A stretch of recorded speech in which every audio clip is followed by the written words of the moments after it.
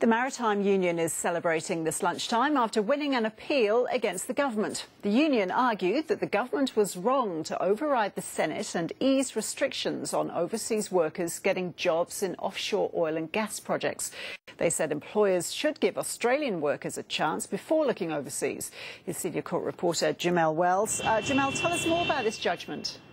Well, this case started last year, Ros, when proposals were put forward to ease the visa restrictions, and the Senate rejected those changes, but the Assistant Immigration Minister overrode the Senate, and that change meant that it would make it easier for overseas workers to be employed on offshore oil and gas projects. The union went to court last year and lost an appeal. Today, the full bench of the federal court has ruled in favour of the union. So the union very happy about that, and it says it's a victory over the Abbott Government to try to take jobs away from Australian workers. So what are the implications of this ruling for the offshore oil and gas sector, Jamel?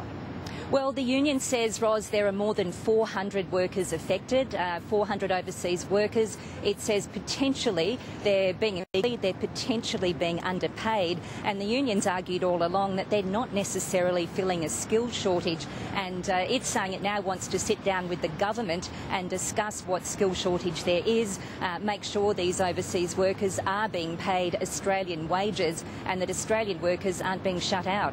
All right, and what's been the reaction to the ruling? Union very happy, Ros, but the government hasn't yet confirmed if it will go to the High Court to appeal against today's ruling. That's an option it does have available. And does this ruling, Jamel, also limit the power of ministers to make rules outside Parliament? Well, the union says that it does, and the union's hailing this a big victory for democracy. And the judgment today said that the legislation was used inappropriately, so the court ruling has backed the union. Thanks, Jamel.